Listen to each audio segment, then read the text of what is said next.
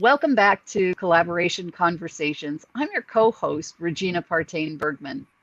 As many of you know, my co host, Pearl Cox, is unable to be with us right now. So we have instituted guest co hosts. And this has been so much fun that even when Pearl returns, I want to keep doing guest co hosts because it's just a blast.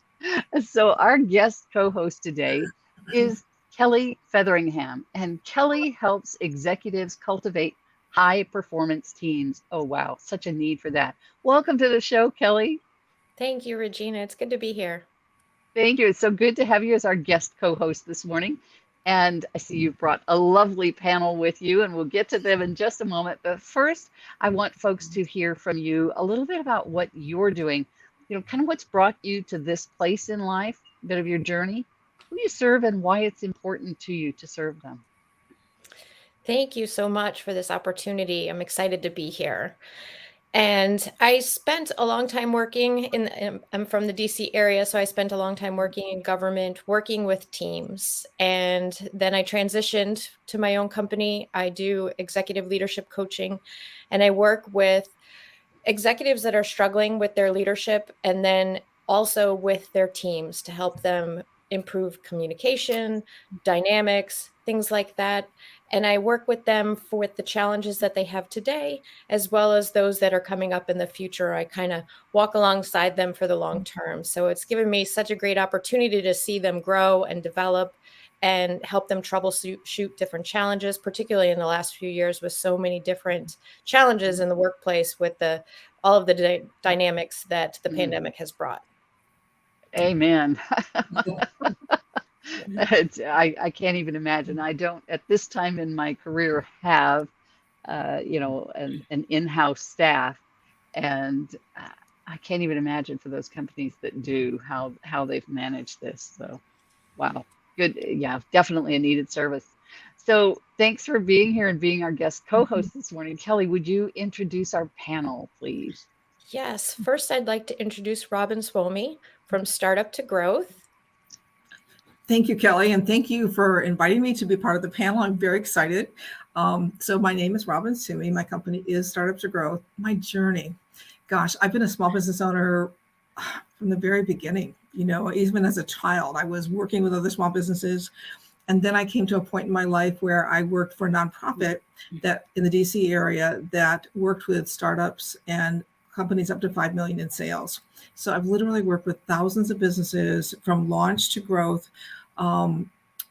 It's industry agnostic from accountants to zoos, and I love their success. The point came a few years ago when the nonprofit changed directions, and I started Startup to Growth, and I have not looked back.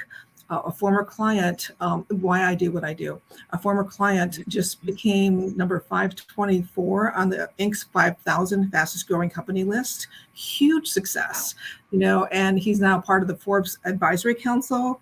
So there are big stories and there are stories of small people who have lifestyle businesses who achieve their dreams. So I work with clients. I don't care what their dreams are. I want to know their dreams and help them achieve that. I'm also an adjunct professor, former at a community college. So I'm all about business growth and business strategy. So thank you for inviting me here. I'm really excited, and collaboration is absolutely a growth strategy. Thank you. Thank you so much, Robin. Liz Johnson from Mountain View Marketing. Good morning, everyone. It's an honor and a privilege to be here today with all of you. I founded Mountain View Marketing 19 years ago. We provide branding and a full scope of outreach services to our clients. We serve primarily small to medium-sized clients, 200 employees or less, in all verticals. We've helped our clients grow between 28% and 300% in 18 months. 98% of our projects come to us through referrals, which we're very proud of. And I have a team of 7 award-winning leading experts that I'm honored to work with. I'm a huge proponent of collaboration in 3 different unique verticals that I think are necessary for success. And I'm looking forward to discussing all of that with you today. So thank you very much for having me. Thank you so much. And Ronda Berns, a sales coach and consultant. Oh, thank you. It's great to be here today, and especially about talking about collaboration, because that has been my mantra and something I have believed in since the beginning of my journey, which actually it started in hospitality. My roots are all in the hospitality, hotel, and tourism industry, which has given me an opportunity to understand how different people are, what they need and want, what are they striving for, and how to really understand how to build that rapport very quickly with people and be genuinely curious to understand what they need and what they want and how to help them get to that. So I went from operations into sales many years ago and had to learn the hard way that it took training to allow me to really understand that there was a process and a skill to sales. And that once you learn that, you can actually open up doors and, more importantly, help your clients achieve their goals and their dreams and what they're trying to succeed at. So I've developed a training program, a proprietary training program and coaching that really helps my clients and it empowers them to really get through and get unstuck in those areas so that they can become confident, comfortable, and really competent in the sales process so that they can become trusted advisors and consultants to their clients, live their dreams, and share their brilliance with the world. Because I feel that's so important at this point, is to help other people open those doors so that they can shine and help other people that they're meant to help. So that's part of my journey. And I'm really excited about being here talking about collaboration, because that is what is that's the game changer. That's how we help each other grow. And so I'm glad this is a conversation piece today, and I'm proud to be part of this. Thank you. Thank you. Thank you so much, all of you ladies, for being here. I know for myself, we've had such great collaboration already, and I'm so excited to be here with you all. Thank you. Awesome. Thank you. I'm excited to hear more about what you've already done in collaboration, and love how you are all keyed into collaboration and recognizing the value of that. And it's not something new for any of you. It's something you've been doing for a long time. So that's awesome. Robin, you said collaboration is a growth strategy. Talk about that for a moment, if you would. So studies show that solopreneurs grow more slowly than those with a team, those with partners. And collaboration allows everyone to have a team. And I think that that's such an important aspect. We can't do it all ourselves. So I learn from a lot of my clients. I believe we also have to look at best practices all the time. Collaboration actually comes from biology. It has its roots in biology. When you look at species on a tree, for example, several species can live on one tree within a 50-foot range because they have a certain segment. They've segmented out the portion they're going to eat from, the worms and whatever the insects are. So it comes from biology. And you have to constantly look at there's limited resources that we have. A lot of us work with small businesses or executives. There's only so many small businesses and executives around. So when we collaborate, I realize, for example, Kelly, you work with executives. I work with small business owners, solopreneur to 4 employees. We have different targets that we work with, but we can collaborate like we are right here. Mm-hmm. And I help promote you, you help promote me, and then I refer to you because I've gotten to know you, know, like, and trust. And that helps me grow and it helps you grow. And there's such heart in helping somebody else grow. I think we're all similar in that. I know the people on this panel, and so we're all similar in that. Does that answer your question, Regina? Is that a good kicking off? It does. That's a great answer. Absolutely. And Liz, you mentioned something about collaboration in 3 different verticals. Yes. Can you share what you were talking about there? Yes, I believe to be really successful with collaboration, you absolutely need to collaborate in 3 distinct and unique verticals. The first is collaboration with clients. I believe it's critical to serve as your clients' partners in business growth and success, not just serving as a consultant or providing a service. So that's the first distinct vertical. The second distinct vertical is with colleagues, trusted experts that you know. Certainly everyone on this presentation today qualify there. When you have trusted colleagues, you look for opportunities that you can work with them on to bring greater value to clients and to the marketplace. And you also look for opportunities specifically for them. I've referred clients to everyone here today and been very proud to do so. The third distinct vertical is your other experts in your field who provide the similar services. Many people refer to them as competitors. I don't. I refer to them as potential collaborative partners, and that's how I see them. Not everyone will be a good fit, but I think it's important to be open to working with others in your field, to expand the scope and depth of services and explore other opportunities. It fuels innovation. So I think to be truly successful with collaboration, you need to be proactively collaborative in all three distinct verticals. I love that. And I 100% agree with that. Thank you. Thank you. Rhonda, you said that collaboration has been your mantra since the beginning with your roots in hospitality. Can you talk about that a little bit? Yeah, I grew up just outside of Boston, about 20 minutes north. And, you know, when you met with clients, I was in the sales team and we were selling meetings and events. And I would have clients that were third-party meeting planners or the actual meeting planner that I was building that relationship with.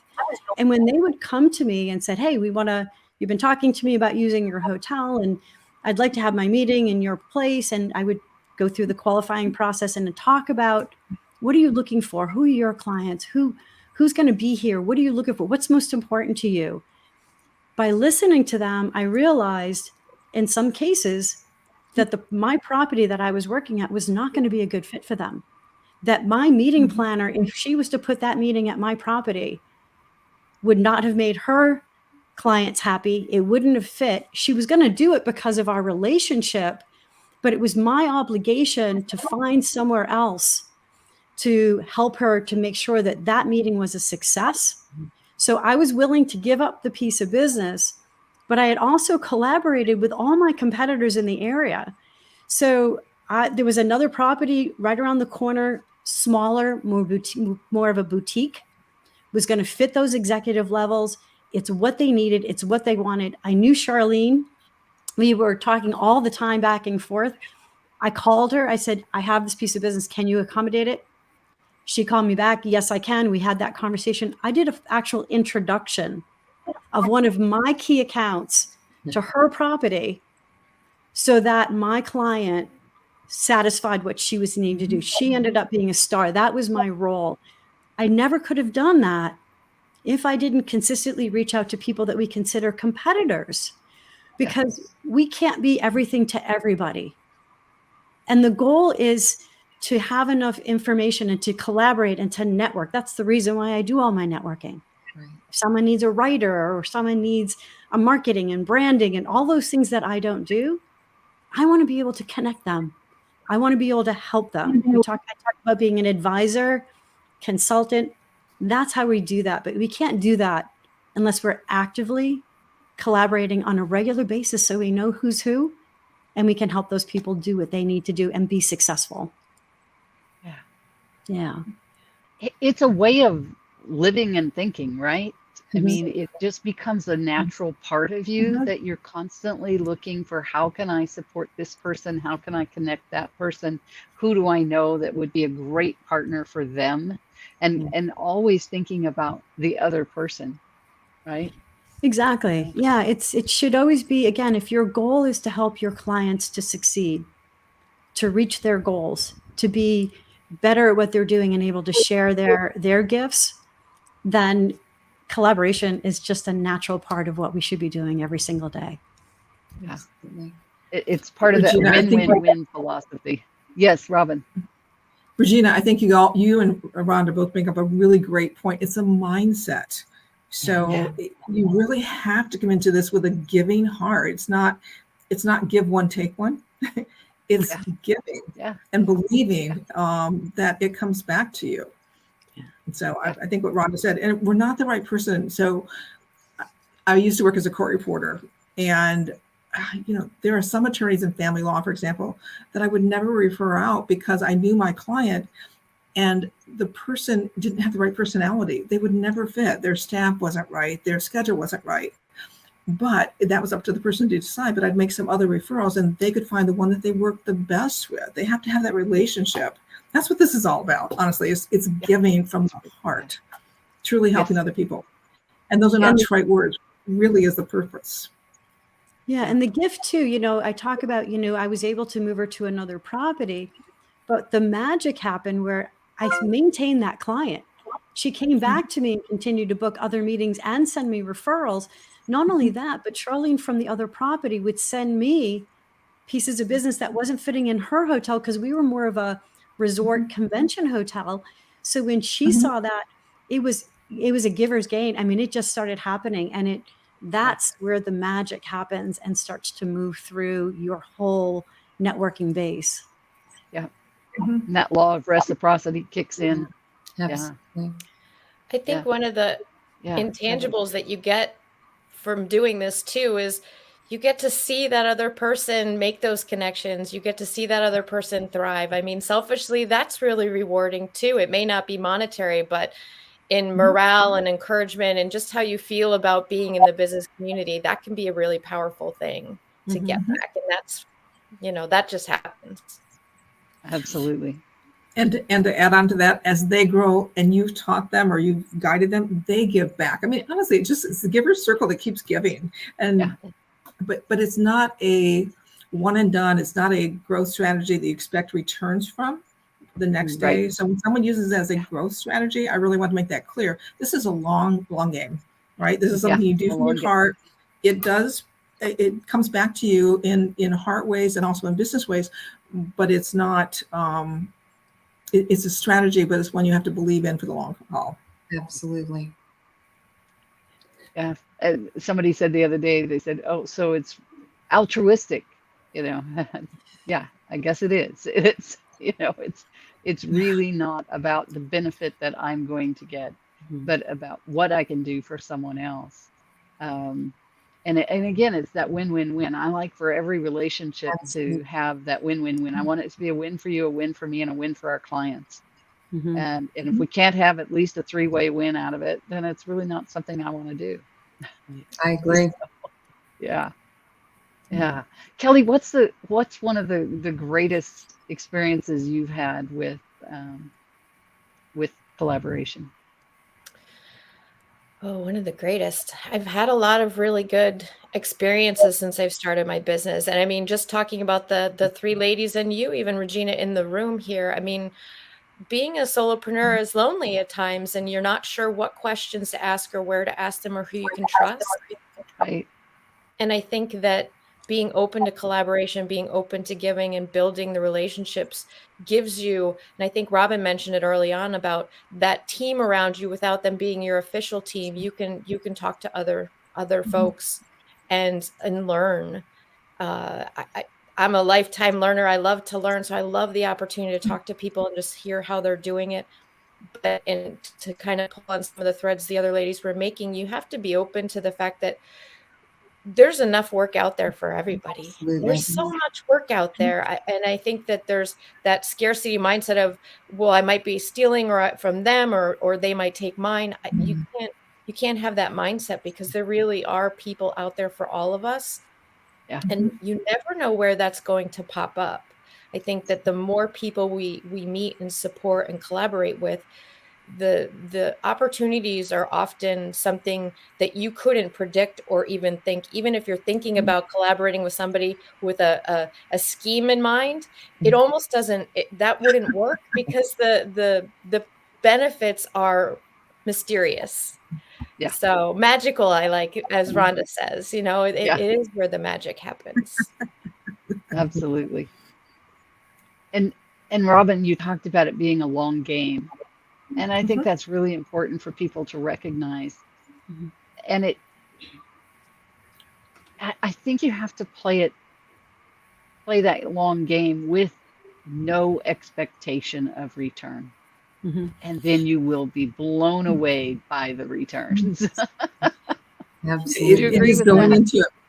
I do. It's going into it with a good heart. I was laughing smiling when you said altruistic, because there's a thing in biology again about they believe species are altruistic, but when they do studies, species do different things, but they do expect a return. It looks altruistic, but when they studied it, they actually did expect something back. And I think collaboration, we do in a way expect something back. We do expect it to grow our business. So that's part of it. But the biggest part has to be that we truly want to give and help others. And I believe that just naturally when that happens, our business does grow. But it's not that I'm doing it. I won't do it if my business doesn't grow. No, I'm going to collaborate anyway. I believe my business will grow, but if it doesn't, I'm still going to collaborate. I'm hoping I'm putting this in the right words.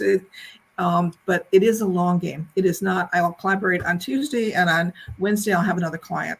That's not it. Yeah. No. Yeah. Did you have some more to add to that, Liz? Well, I think while we all are of that collaborative mindset, and I believe certainly everyone here today is coming from it, coming to collaboration with the right intention, which is to help others and open doors and enrich other lives and help businesses grow and thrive. I do think there are some residual personal and professional benefits that come from it. What I like to look at as additional perks. It's not why we do it, but it's certainly a side benefit. Collaboration really expands your perspectives. It expands your horizons. It's been proven to fuel innovation. It expands your networks. And it actually expands and improves your listening, communication, and perception skills, which everyone on the planet can benefit from. So I think that's really great too. You grow and thrive as a person, as a professional, as well as helping others around you grow and thrive.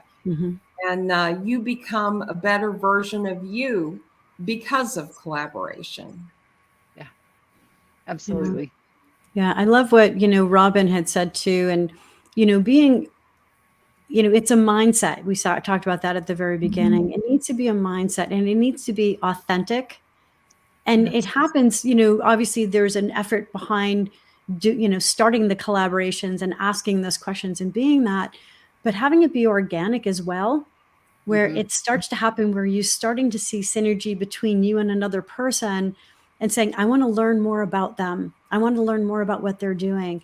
I like what they said. I'm interested in hearing more. And that's where it starts to become, when you start those conversations, they should be authentic and just starting to happen. And that's the mindset that keeps us moving forward. And that's what builds those collaborations and makes those, a lot of them, my collaborations have turned into friendships. Absolutely. So, those are the people that you want to be around and start to talk to, work with, and then be friends with as well. Absolutely. Could I add? So if collaboration is new to someone, we haven't gotten into how we can collaborate if you're new to it. But maybe a simple thing is deciding to make one introduction a day, and don't just pull two names out of a hat. Please make sure that it's like, hey, I made a connection today. No, make a meaningful connection. If you can only do one a week, then do one a week. But make a meaningful connection between two people, and you leave it off to them to meet each other. And that's the beginning of collaboration. That's a painless way to begin to get into that mindset. Love that. And if you are talking to people every day, and who's not, right? Then when you're talking to that person, you should be thinking about, who do I know that would be a good collaborative partner for them, that could enhance their business, or that they really need to meet. There's some synergy over here. Who do I know? So if you're having at least one conversation a day with someone, you ought to be able to do that one meaningful collaboration introduction every day. Yeah. And setting goals. I think, that's, if you just to do one-to-ones. I mean, I do networking and I make a point to do, everyone has their own goals, but how many people do I want to do a one-to-one with that I have never met before, that I either was introduced at a networking event? Is the best way to get in touch. Jump on a bunch of networking. Most of you can sign up for free, jump into different industries that you feel that you might have some commonality with, and then reach out to 1 or 2 people or 3 people and see if you can get them on the calendar to do a one-to-one. And they can be a half hour. And then if you believe that you have something in common, you can continue that conversation, set up another meeting. So, but setting those goals on how many people you're going to be willing to go out of your comfort zone. I teach this all the time. Get a little bit out of your comfort zone and say, I would love to meet you. Would you be willing to do a one-to-one for 30 minutes? I try to do that first because it's less intimidating. But get people on your calendar. Start talking. I love mentioning that because we talk about collaboration, but how do you get started? Good point, Robin. The pandemic has really made it so much easier too, because everybody's working on Zoom or all of one of the virtual tools, right? So many people are a little bit more inclined, I found in the last few years, to jump on that 15, 30 minutes. And sometimes they'll linger because like us, they're a little bit lonely. So it is nice to have that connection that, I hadn't thought about this. It's always interesting, the people that we do it as a part of our business, but I'm always interested when I talk to somebody that said to me, gosh, I don't really do this. How many people do you talk to? And you just kind of educate them a little bit to let them know that, there are a lot of people out there that would love to chat with you for a little bit and just hear a little bit more about what you do and just be open and interested to learn more about them. Go ahead. Was that you, Robin? I think it's important when you come to a networking event to come with the right mindset. You know, some people come to a networking event looking for clients, looking for business. I think that's a huge mistake. I think you should come to a networking event to meet new potential collaborative partners, people with whom you can collaborate. If a client relationship comes out of it, well, great. But that's not what drives you there. What drives you there is to build collaborative relationships and explore opportunities with people you haven't met, as Rhonda said, for collaboration. I think when you come from the right place, then collaboration becomes much easier. As Jay Fazette of JVology says, in terms of joint ventures, he says, joint venturing is a game of I'll go first, meaning I'll add value to you first before asking for anything. And I think that's so important in our collaborations, that we look to see how we can add value for that person. How can we support them? How can we introduce them to someone? How can we do something that serves them first and build the relationship by giving instead of asking? Awesome. I think an important part of the conversation too is how the collaboree responds. I think I may just made up a word here. I think you may have. I like that. But if someone is helping you and reaching out, be receptive, be grateful, be respectful of their time. And now we work across many time zones, right? Working a lot in Australia and New Zealand. It's like, okay. A new student, I could tell she needed, I met her recently and I could tell she needed some help. So I'm like, I've got a half an hour. I'll be happy to just give you a half an hour. Let's talk. And it came back that, hey, she was busy right now. And could I, all of these different things. I'm like, when you're set, give me a call back. It was clear it was not a good time for her at that point. But she let me know that. And I appreciated that because it would have been back and forth trying to set up time. And I really didn't want to do that. But just be appreciative of the person that's reaching out and respectful of their time and find ways to give back. Yeah. I don't know if anybody else has experienced that or not, or if I'm the only one in the whole world. Probably not, Robin. No. You're probably not the only one in the whole world. No. So Kelly mentioned, I think it was Kelly mentioned, just, picking up the phone and reaching out to people, which, by the way, is such a wonderful thing to say, picking up the phone, right? Yes. We have become so telephone averse. Yes, we use it, but not to make phone calls, right? Right. It's in our hand all the time, and we're texting, or we're reading our emails, or we're doing whatever on it. But we have, as a society, I think we've become telephone averse. And I think we need to reverse that. So thank you for talking about picking up the phone, Kelly. What are some other ways that we can start that conversation with people? What are the other ways that you do that? I believe in just being genuinely curious. Yes. I did a quick video about it too. And, I'm curious, Kelly, how did you get started in this business? I'm curious. Like, I am genuinely curious. Sometimes people tell me I'm like a 5-year-old asking why a million times. But having that curiosity when you meet somebody new and get them talking, when we talk about ourselves, people will zone out. But when you ask them questions about them, Yeah, they'll start to lean in. They'll start to, answer more questions. And now they become engaged because they're talking about something that they're the expert at. So getting them to lean in, ask questions, be genuinely curious, ask them about them. How did you get started? What brought you here? What are you looking for? What drives you today? Or there's a million questions you could be asking. yeah. I want you to take that a step further, Rhonda.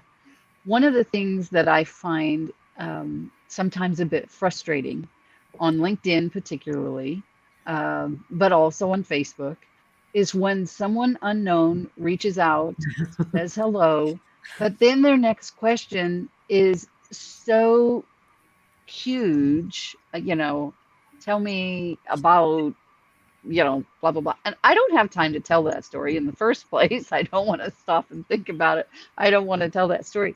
What kinds of smaller things could they invite people to talk about? Like you're talking about, the curiosity piece.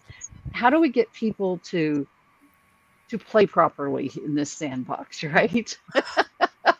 How do we help them do it in such a way that it's not, offensive to the other person or makes the other person just tune them out because it just sounds fake or phony, or it's just like some kind of a canned question that you can just see through it, and it's like, I'm not even going to bother to answer that or to respond to that. How do we help them with that?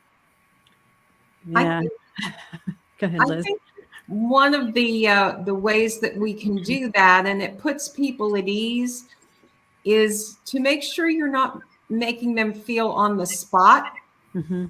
Often you can say, my goals and objectives or my challenges are, what are you seeing as your challenges today? Or what are your goals and objectives? I think if you can level the playing field a little bit in a genuine and authentic way, people feel more comfortable opening up, and they will open up with little bits of information.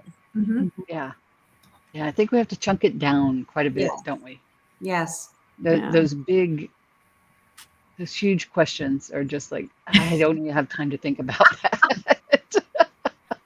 Well, when you get a LinkedIn message that is a sales pitch, Yes, it's a complete turnoff. And totally. I find it interesting. I'm a sales coach and a trainer, and I get people that ask me if I want to learn how to do leads and get Yeah. more customers. And I'm like, did you read my profile? Yeah. Which they haven't. It's an AI that told them to reach out to me because something in my bio or something in my about captured Right. them. Everything needs to be personalized. And I reach out. LinkedIn is amazing. I would reach out and say, I saw that we have someone in common. Liz and I, it looks like Liz Johnson. I've been working with her. I would love to see if you have a few minutes to talk about what you do. I'd love to learn a little bit more about you and what you're doing. It sounds There incredibly you go. interesting. I'd love to learn more about you. It's not about Right. me. The call's about Right. learning more about them. I try to find people I have in common with. I just start with something simple. LinkedIn is an amazing tool. It is. I know so much about people on there, but we need to be respectful. Yes. And asking me to pour out my heart to someone I have no idea who it is. Yeah. No, that's not genuine. Yeah. Genuine. Genuine. Yeah. Yeah, it's not genuine. And that's, again, I'm not going to, you don't respond to it. I bet not one of us on this or anyone Yeah. watching this today is going to be responsive to that. Right. So lead with a question that is going to connect you to the person that you want to connect with. Find something in their bio. Do your research. Yes. Who are they? What could you start a conversation with them? I mean, take a look at what's on LinkedIn. You can find something that you have in common. What do you share value with, and how can you start a conversation with that shared value or a person or something that will connect you, that would allow them to do a one-to-one half hour, be respectful, and start a conversation. Yeah, absolutely. I love it. Oh, ladies, you have so much good stuff to pass along. You like that really qualifying term, good stuff. Can I add one more point? Please. So we've talked a lot about generating new contacts, which I love, but let us not forget our existing network. Yes. Right? So Yes. part of what I do each year is just try to go through and say, hey, we haven't talked for a while. Do you have time to jump onto a quick Zoom? Find out what's going on in their life. And then there's usually some way I can help them. Or I have a request and they might know someone. I mean, it's just, that's, so like Liz, I get a lot of my clients through referrals. And that means I stay in touch with people that refer to me and that I refer to them. So absolutely, it's like the bank that says, hey, we'll give you $500 if you open a new account. And you're like, wait a second, I've been there for 20 years. Yeah. Hey, remember me?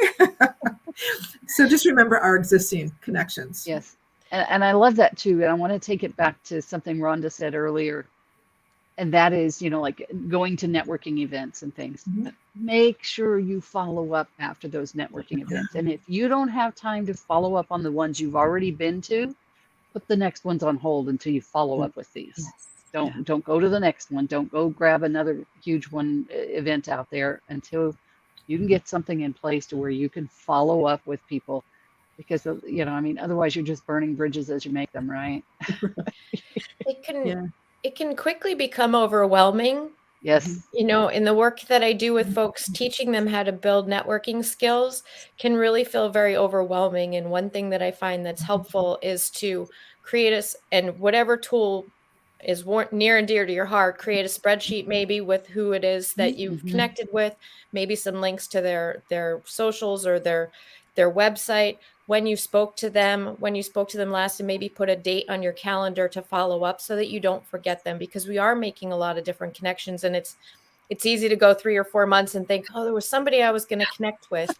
I put a lot of those on my calendar spaced out through the year just to jar my memory, and maybe even a little detail about what we talked about, because we are talking, and it's not that we don't want to give them personal attention, but sometimes the worst thing you want to do is follow back up and ask somebody about their dog when they have a cat, right? Or something like that, something that you're mixing up people. So that's a really good tip for people to just kind of keep track of things, jar your memory before you follow back up. Well, awesome. I got to put my sales hat on for a quick second and say, get a CRM. Get a CRM. And that's a whole nother podcast. But you know, there are some very simple ones out that you can get. I have one that I think it's $10 a month. But all that goes in there, and it will trace your calls, and it will track your calls and your conversations and your emails, and find one that works for you. But it's exactly that. Follow up. And if you don't follow up when you say you are, you lose credibility and you lose trust. Yeah. And I would add to what Kelly said on keeping track of that too, is where did you meet them? Yeah. And if somebody referred them to you or introduced you, who was that? So that you can stay in touch with that person relative to that relationship as well, and continue to thank them for it. And then on my calendar, I want to know how, you know, okay. So when it goes on my calendar, it's like, okay, Kelly Featheringham, met on LinkedIn, you know, met here, referred by, so that when we finally get together, it's like, okay, yeah, you know. And then I'm a copious note taker. I always have a Word doc up on my computer, and I'm always taking notes in conversations. And so then I can always pull up those notes and review those before the call with them. It's like, okay, yeah, this is where I met them. This is what they do. This is, you know, this everything that I can before I get on that call. Otherwise, I'm kind of like, you'll say that's not a good place. Person. I've had people say, "Oh, you actually looked at my LinkedIn profile, like more than just my title." And the first time someone said that, I thought, well, doesn't everybody? But so you will stand out to that person that you took the time to know. So exactly, makes a difference. Yeah. It does indeed. Ladies, this has been awesome. You are all amazing. And I so am appreciative of you being here today and for Kelly agreeing to be our guest co-host today and bringing all of us together. Fabulous. Let's take the last few minutes here and maybe make a few final comments about collaboration, kind of your sum up statement. We'll have Kelly go last on this. Kelly, I'll let you run the room. Okay. And in that process, if you'll tell us how folks can get in touch with you as well. Kelly. Thank you. Robin, why don't you go first? Start us off. Thank you. Number one, if I don't have a chance again, thank you for inviting me today. This was a great conversation. I think we've really moved the ball forward. Collaboration is about mindset. It comes from the heart. Do it, as Liz said, perks will come back. And that's a great addition, but it's not the goal. The goal is to truly do something to help somebody else. And you are a better human being for doing that. So I think that's my takeaway and my gift to people when they're thinking about collaboration. You can get in touch with me at robin@startuptogrowth.com or through LinkedIn, through my personal or my Startup to Growth pages. We can put it in the show notes probably below. But thank you again. This was a great conversation with a bunch of collaborative ladies. Thank you. Awesome. Thank you, Robin. Thank you. Liz? This has been wonderful. Thank you all so very much for having me. I really enjoyed our conversation today. I would encourage people, if you haven't tried collaboration, to really embrace it. And I think you'll find it's rewarding in your life, rewarding in your relationships with others. You deliver great value to others, and you help other businesses grow and often your own as well. I'm a huge proponent of collaboration. If anyone wants to reach me, they can reach me at liz@mountainviewmarketingllc.com. And I would welcome the opportunity to do a one-on-one with people and learn about their businesses. Thank you. Thank you so much, Liz. And Rhonda? Well, thank you again. It's just been a pleasure to be here. And, when we think about collaboration, again, I talked about when I've been doing this my whole career, and through my owning my own businesses, I believe that collaboration is what helps create success. It is what moves your business forward. We do not stand alone anywhere. We stand with others that bring strengths and all different things to our platform, like all the different people that we collaborate, we learn from them. So it's a partnership. It's learning from others. It's giving. It's taking in information. It's learning and keeping yourself open. And that's what I love about collaboration. And the more I do it, the more I love it, the more I learn. And I think keeping an open mind about collaboration to learn more about others and to help others to succeed. So if you want to reach out to me, the best place is actually on my LinkedIn account. I'm the most active on there.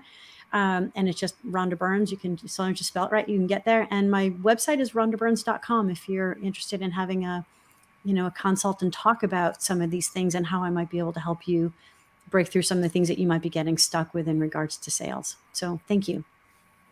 Thank you, Rhonda. And thank you, Regina, again, for having us here. Thank you, ladies, for agreeing to come on and doing this with us. I think it's been a great discussion of such really powerful tools that anybody earlier or further along in their business can learn from. I know that for me, team is a very integral part of my business. So teaming with other talented folks out there is just a natural transition for me. And I feel so much happier and so much more fulfilled when I do have teams of folks around me in whatever capacity I can. So I appreciate you all and appreciate you for being here for today. If folks want to get in touch with me, I'm also on LinkedIn pretty much every day. It's Kelly Featheringham there, or you can reach me at kelly@kellyfeatheringham.com. And I'd love to do a one-on-one and learn more about anybody that would love to share. I'd like to learn about people. So thanks so much, Regina. Oh, thank you. This has been my pleasure.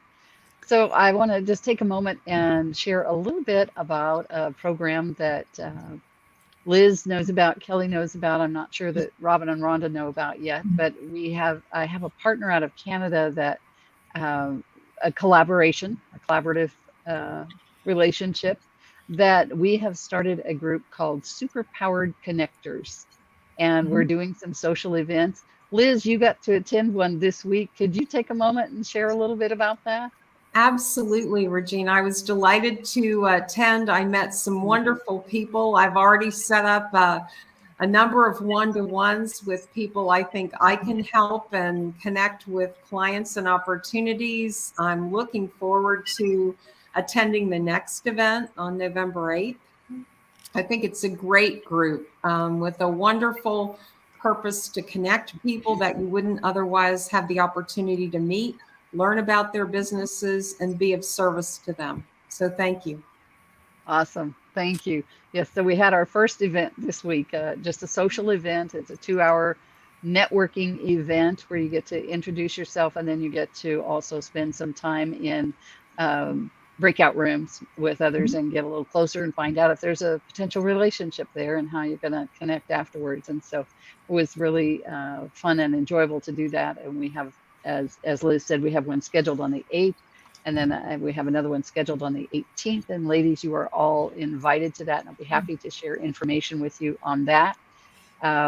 Also, just we'll share that I do have a podcast that I would love to interview you on if that is of interest to you as well. And that is called Pursuing Profit with Principles.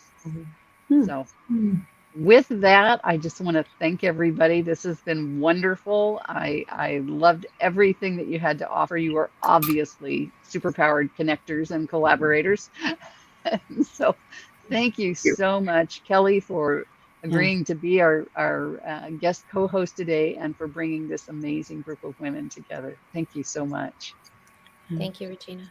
Thank you, Kelly. Awesome. Thank you. Regina, great to see you all. Awesome. And with that, folks, we will see you next time on Collaboration Conversations. Bye for now.